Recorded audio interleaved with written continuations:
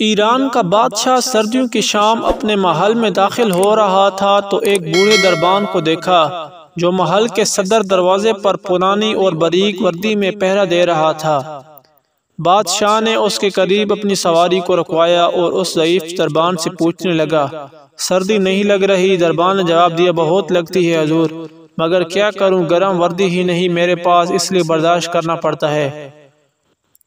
بادشاہ نے کہا، میں ابھی محل کے اندر جا کر اپنا ہی کوئی گرم جوڑا بھیجتا ہوں تمہیں۔ دربان نے خوش ہو کر بادشاہ کو فرشی سلام کہے اور بہت تشکر کا اظہار کیا، لیکن بادشاہ جیسے ہی گرم محل میں داخل ہوا وہ دربان کو بھول گیا کہ دربان کے ساتھ کیا ہوا، وعدہ بھول گیا۔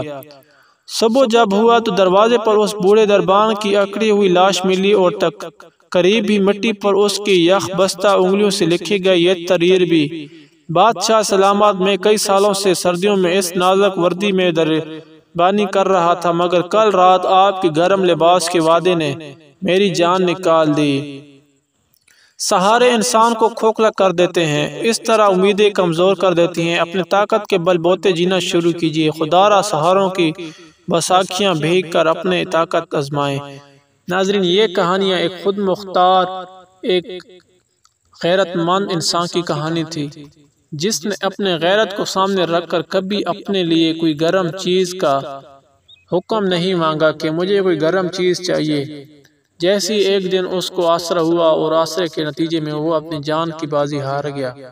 ناظرین، اس لیے ہمیں صرف اور صرف توکل اللہ سے رکھنا چاہیے، اللہ سے مانگنا چاہیے اور اسی پر صبر کرنا چاہیے۔ اللہ کی عطا پر صبر کرنا اور اس کا شکر ادا کرنا یہ بہت بڑی نعمت ہے، کیونکہ اللہ تعالیٰ کا ہم شکر ادا کریں گے تو وہ ہمیں اور نوازے گا۔ شکریہ۔